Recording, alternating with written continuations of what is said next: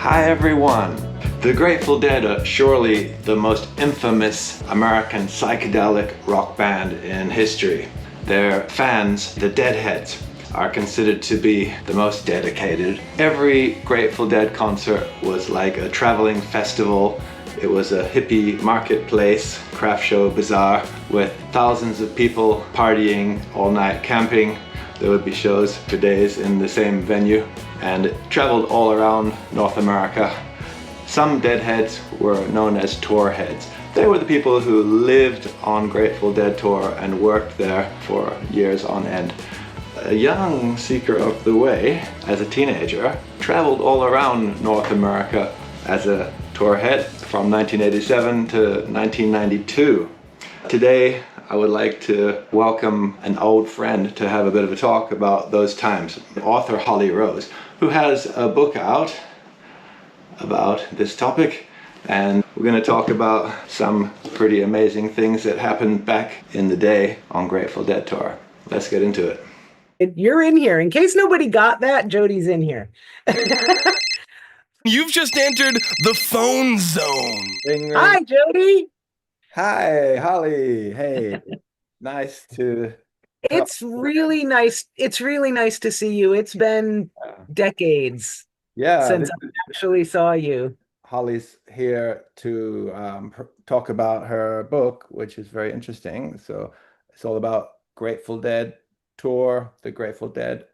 When you were there in the time, you could feel like this is momentous, what is happening. And somehow I've stumbled into the middle of it all, and this is the time and the place right here now where it's happening in the universe. This is it right here, the main thing right now. You could feel it, right? Yeah, yeah. Very often it was like, this is it right here.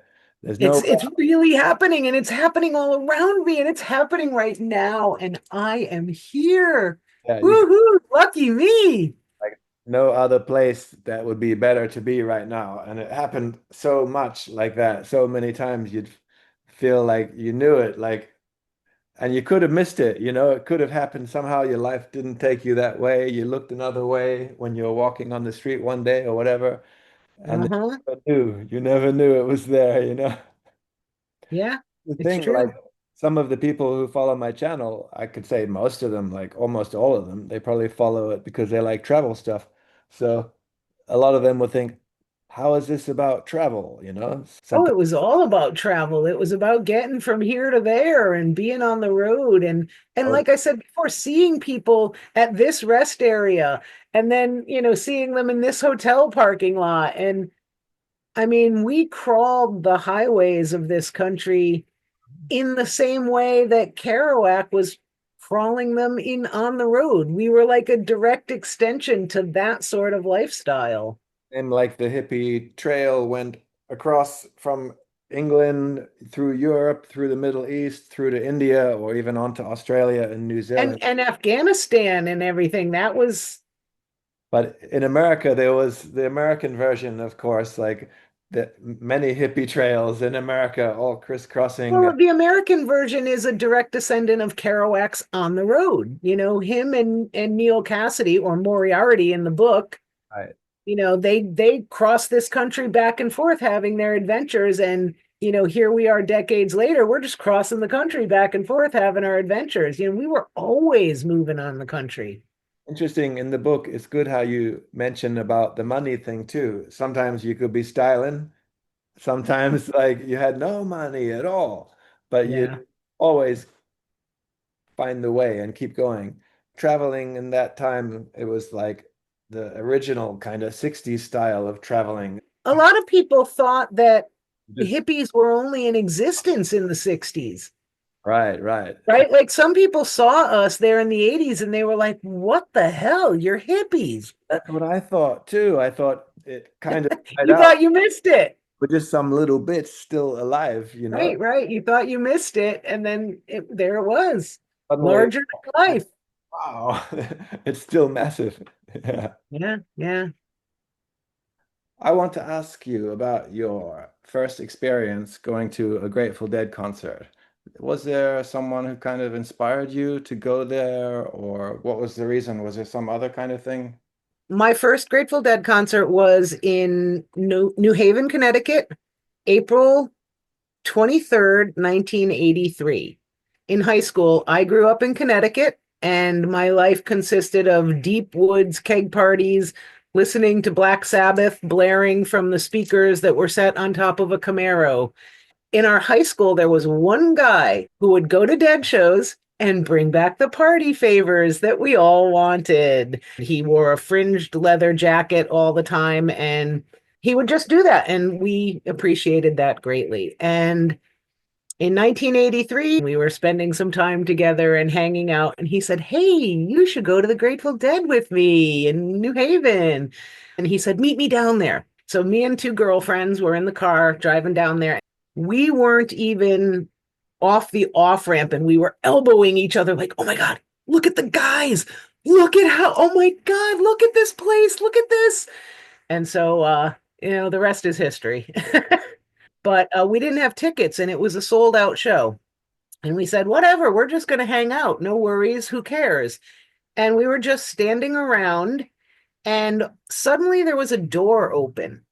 And one of my friends looked at it and pointed and said, "Isn't that inside?" And we were looking and everybody was dancing inside. And I think that's inside. So we just casually walked in. It wasn't like, a door bust or anything. It was just open and we wandered in and there it was. That was my first show. It's not unusual that something like that could happen at a Grateful Dead concert. Oh, especially in the early days, there was, Yeah. everybody talks about now sometimes, it did get bad by the end. I mean, in 1995, there's gate crashes where they're like plowing down gates with thousands of people, and everyone's like, "Oh, you're a horrible person if you participated in that." So sometimes when I tell people, "Oh, I got in my first show on a door pop," they're like, "Oh, you're one of those." I'm like, no, it wasn't like that. It wasn't like that. There was nobody around.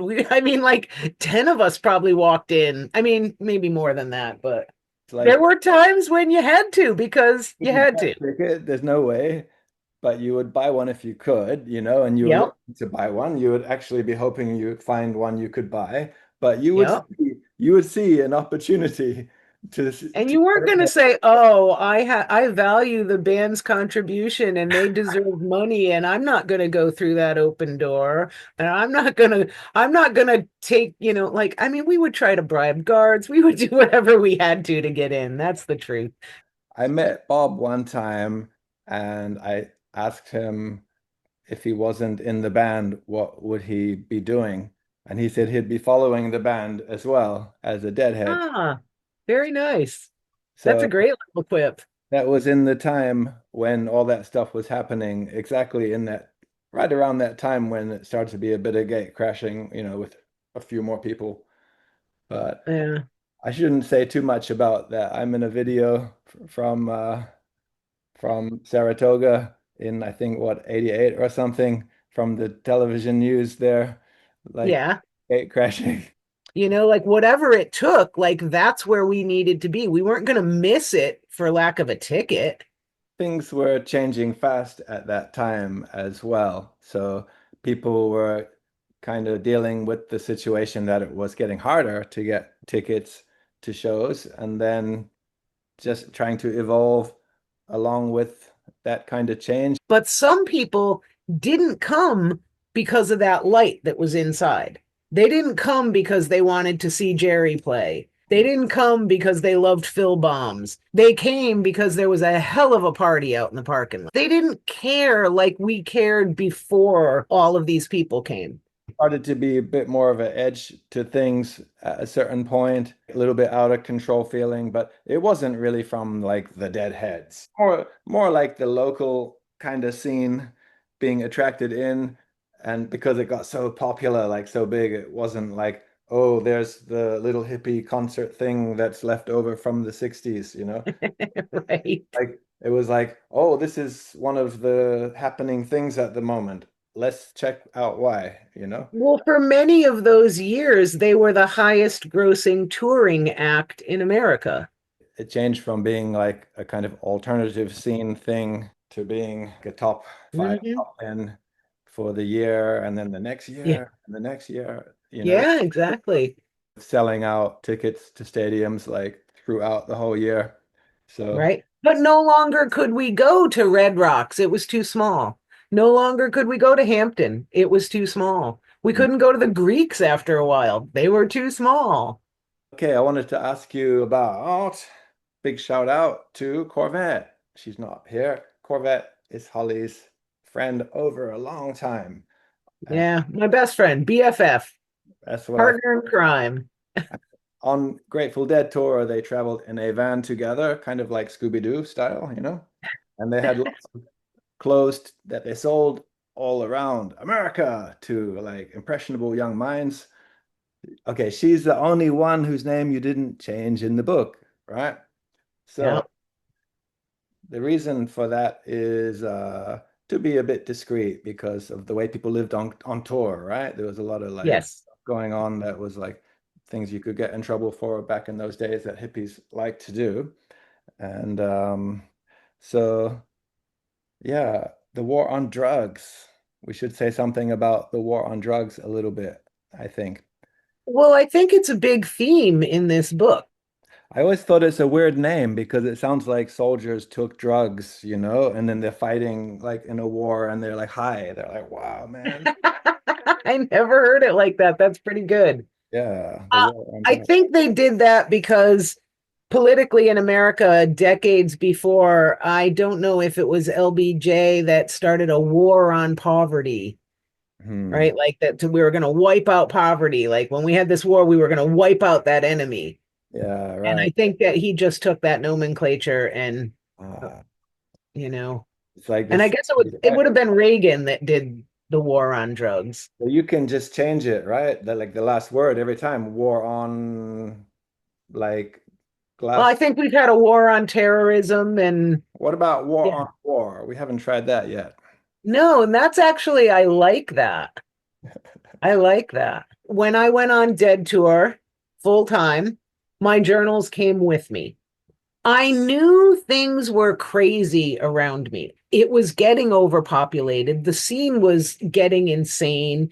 There were times when there were confiscation crews going through the parking lots, straight up stealing people's artwork, stealing people's t-shirts and stuff. I used to sell these postcards, and some of the postcards were a baticked wizard. And they stole those more than once, and they told me it was Jerry. And I'd be like, look, every old man with a beard is not Jerry. But so that kind of thing was going on. It was crazy. And so I knew that someday I would write a book about all this. This is not the most shiny, bright, transformative Grateful Dead story there ever was. And some of our friends were doing heroin, and you'd be like, why are you doing that? You know it's not good. And they'd be like, well, Jerry does it. And how do you argue with that, right? Famously, the Grateful Dead scene is about opening your mind and transcendence and transformation, and oftentimes that has included hallucinogenics and LSD and mushrooms and all the things that like break down those barriers of your mind and make you know you're one with all of consciousness. Some of us are out there on Dead Tour, and we know that people come here to experience this opening. Some of them want to do it with hallucinogenics and these other products that help that mind expansion. I've done it with hallucinogenics and it made it much more pleasurable, I can tell you. And well, and then that's the thing is like, so somebody had to provide these for the masses who wanted to open their minds and change their worlds. We will not say who they were, though, right? No, of course not. But somebody had to provide those things. In the book, those people are all around me in the book. I mean, granted, there's no denying that's a big portion of what this book is about. Like for the people who live on Dead Tour, um, we make our money following the band by selling t-shirts or tape covers or ice cold beers or leather this that we make. And you pointed out, I mean, I was selling postcards. I would look at me, I can still hold the postcards. It was like, but some of us were also making our money selling the things that everybody wanted, the things that the government did not want. And that was what the war on drugs was about. So as I'm writing what's happening around me includes that people I love dearly are being, men in suits are coming through the hallways and scooping people up in the hallways and taking them off, and we won't see them again for 6 months or ever. That happens a couple times while I'm sitting in the corner writing. And then, later that night, somebody was on the verge of taking their own life with too many drugs. And at the same time, the Dead could be playing the most beautiful morning dew you ever heard that could bring tears to your eyes. And it was all just a mishmash of everything that was good and bad and fabulous and terrible. And that's what my stream of consciousness journals became. And that was why I made this book into exactly the journals that they are. I think for a long time, a very long time, people in the scene and people who study it and people who still listen to it didn't want to talk about the ways it was darker and ugly, because they somehow thought that would mar or sully the reputation of it all. And I think just the opposite. I think being very, very real is important. You mentioned about the person who inspired you to go to a Grateful Dead show, and every town in America has someone or had someone like that back in Who the performed the service that he performed. yes, and had a kind of exalted position, for that reason, and had his kind of like hometown circle of people, friends, and he would or he or she would swing in and out, this kind of Yeah. thing. It attracted misfits, some might say, right? But Mhm. it attracted people who wanted more out of life. Hmm. And it was the same energy that attracted people in the 60s to start experimenting with new and different lifestyles. The people who ended up on tour were the kind of people that felt like whatever was going on in our lives, in workaday life, and go to school, go to college, get the job, get married, have the baby, work, all your life, and it was really kind of empty. And to some of us, it was really stifling and scary. Yeah, And a bit predictable, right? I think it attracted people who were looking for more. And I remember there was a book where he talks about everybody who finds their way to this kind of lifestyle is a seeker of sorts, Mhm. looking for more, looking for meaning, Little, looking for depth. little bit like a seeker of the way, kind of almost. Yeah, yeah. Hmm. That had the dark and the light, and it was always reflected in the lyrics. We did like dangerous things that you shouldn't do at home, folks. That's for damn sure. Do Yeah. not attempt this. These people are professionals. Yes. So to get really controversial, how many deadheads do you think have post-traumatic stress disorder and they're not even aware of it? From the war on drugs. Our viewpoint in that time was we're like basically kids, we're like starting out like 19 or younger, kind of We're teenagers. kind of innocent, We Yeah, we yeah. think this is all a game. Right, exactly. And then it got really serious and people going to prison, people dying from doing things, silly things. And Yeah, I do think a lot of people were traumatized, more than some of us knew and were starting to realize. I Mhm. didn't realize I was traumatized. Mm. But then it's like after some years, you think, how can you not be, right? Like Right, right. Like that was huge. so many That closest fucking, names die, so many like go to prison, some yeah, yeah. It was hard. It was really hard. It was really scary. It was really dark. And Mhm. that was traumatic. I liked the way we lived tribally. That was one of my favorite things. We lived in a way most people never get to experience. Well, I mean, we slept in the same room with 15 people. When we woke up first thing in the morning, we got up and did bong hits with somebody while we were in our underwear. Who cared? Like that was real tribally, tribal stuff. We saw each other at our worst and at our best.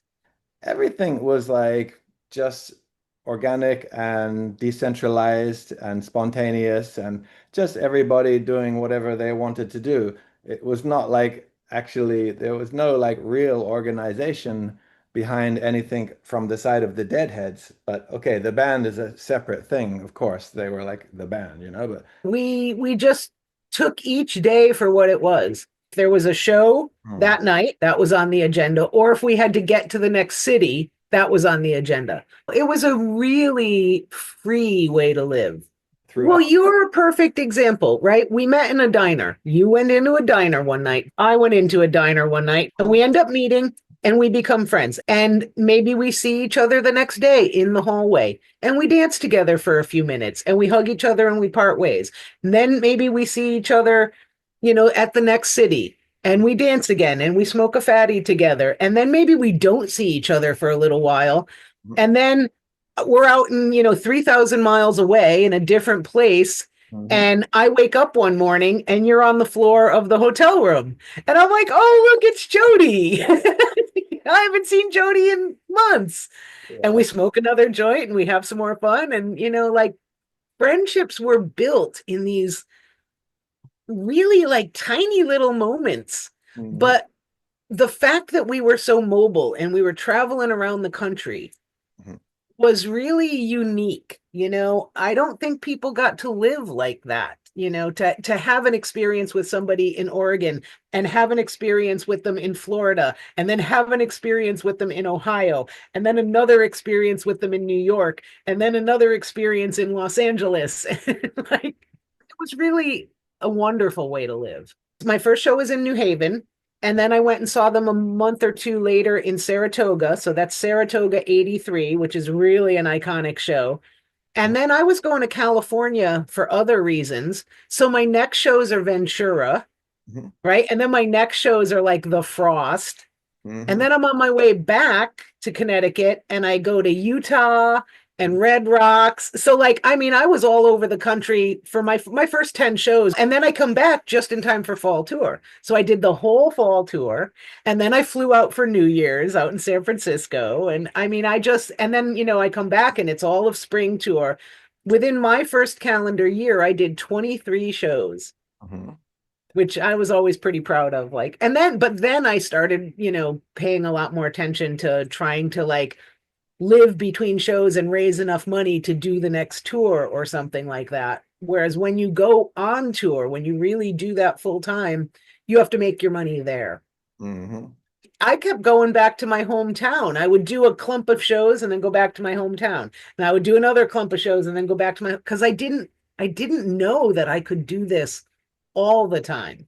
And then one day it just literally like a light bulb, wait, I don't have to go back to Connecticut. I don't have to do that. I can live here. And that's really the Deadheads are definitely part and parcel of the whole Grateful Dead phenomena. And it's impossible to separate the band from the Deadheads, really. I agree. But I don't know that Deadheads yet get enough attention.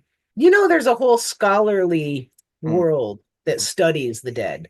They study everything about the Dead. They study their business tactics and their musical choices. Professor Rebecca Adams took a group of students on tour in, I think it was 88, 89.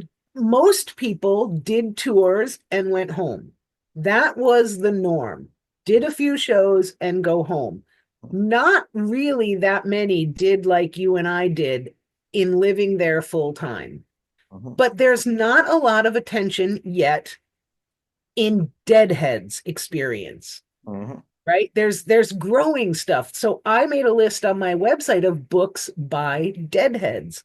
This is kind of a memoir, right? Yeah. It's my journals, but it's kind of a memoir. It's my story of life on Dead Tour. You had some video that you made on tour. Some of your video got used in a film project. Can you tell us a little bit about that? We did not trust cameras. We did not want people taking pictures of us. If I had a camera, people would let me videotape them for a second or two and then be like, get the fuck out of here, Hollie.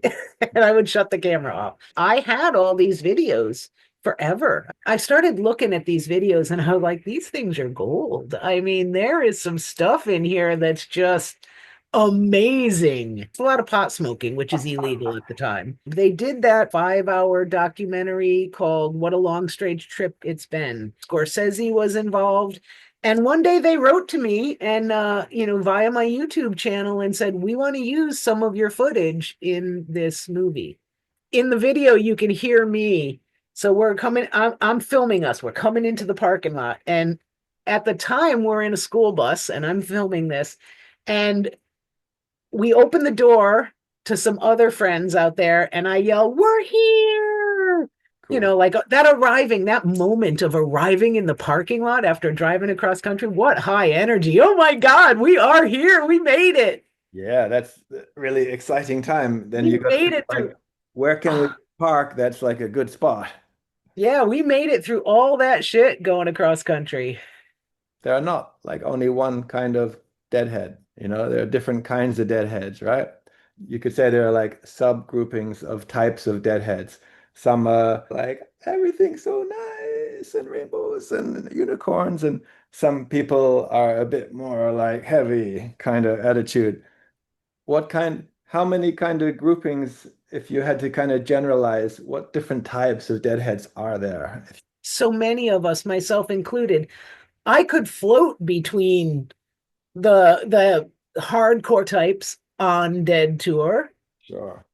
and I could sit down and hang out with them, and then I could go over and hang out with some of the people who thought, Jerry was the Messiah and scripture came through the notes of his guitar. I could sit and hang with them. But they have the similar thing still that connects them all together. Right. Some people into drinking alcohol way too much every day, or some people who are strictly vegan type scene, or Yeah. the dancing scene could have its own vibe, like different kind of scenes, right? But if someone wanted to make the definitive Grateful Dead movie about the Deadhead experience, that is basically like the real thing, I would think the videos that you've made are like a primer for like getting the look right and the movements, the mannerisms, and then all of the kind of stuff you chronicled in your book. Right. That's the whole thing about the way I chronicle stuff. It's absolutely authentic. It's what it really was. Someday all of it would make a great movie, like or an HBO series or something about like, these people who are seekers and they explore and they're trying to find the meaning of all of this world stuff while having a hell of a lot of fun and dancing like banshees. Cover it in the next season of Narcos. There's a whole generation of 20-year-olds right now that would really just kill to know about a scene like this. They can't even imagine it. I mean, there's a whole bunch of 20-year-olds, granted, that they go follow Dead and Company around, or Goose or Fish or whatever, and they're doing their own thing. Mhm. But it just happens to be the same thing we were trying to do, which is create a life that isn't bound by routine and so much structure that it's stifling. Yeah, you know it's all connected. do you still have anything from your time on Dead Tour, any memento thing, t-shirt? Do you have anything? The most important thing I have is a book of poems and lyrics that I created through the years of being on Grateful Dead tour. Oh my God, that's wonderful. It's got quite a lot of good stuff in it, and it's got like some set lists written in there and some bits of like artwork and drawing and stuff and some photos that I like stuck in there and kind of a collage of stickers and stuff on the front and back cover. I have a few beadwork things that I made back then. I have on the dashboard of my current vehicle a dragon, a two-headed dragon that was on the dashboard of my van back in the day and has been with me in every vehicle I have owned since my van. The creativity is a big part of it for me, Mm. just anything, whatever that means. But being creative is an important part of all of life for me. Yes, because that's expression of what it's about, right? Trying to Yeah. connect and express it. And instead of trying to block it out and be like, no. Right, right, exactly, exactly. Actually, with a movie idea, I would love to see something that traces it from the beginning and goes all the way through. And if you could have one character that goes all the way through the whole thing, that's not Jerry, right? Right, right. Deadhead. I would like a deadhead, right? As somebody who was just paying attention. And you can see how the changes happen in different scenes, and then you could have real people. It could be a real person, right? And then connect it with other real people that were doing interesting, important things at certain points. Right, right. That'd be cool to show how it all goes together, right? People came in and went out, Well, and it is all one continuous story. the greatest story ever told. Yeah, yeah. Is there anything better than a Grateful Dead show? My favorite place in the whole world, in all the places I've ever been, is the hallway of a Grateful Dead show. Yeah, most fun, right? Phil Zone was good, but I just like to drop into the Phil Zone for a bit. It's been how long since you and I saw each other? And it's completely like I saw you maybe a month ago at the last show or something. Like it's you, and there's no time separation. You're still right there. I love that. And this is the experience I have with all of those people from back then. We're still a tribe.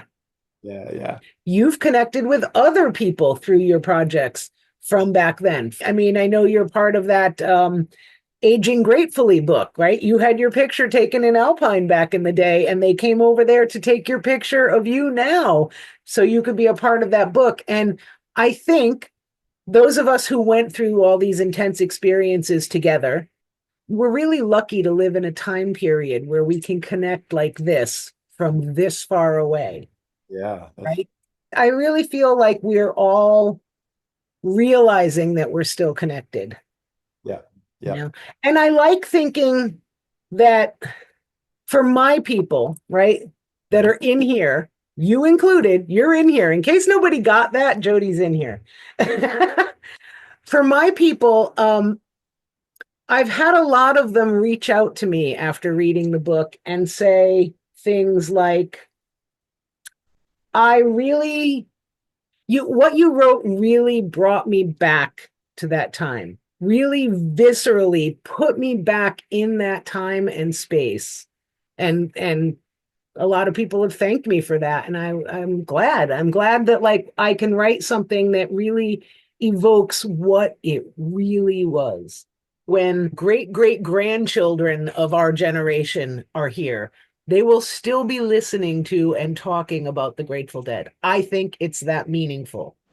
Okay, guys, thanks for coming along. Make sure to check out Hollie's website and check out her book, and hit subscribe and like if you haven't already, and check us out for upcoming adventures. You could always support the channel, help out, keep the show on the road, would be great. All right, so we'll see you in the next one, and don't be late.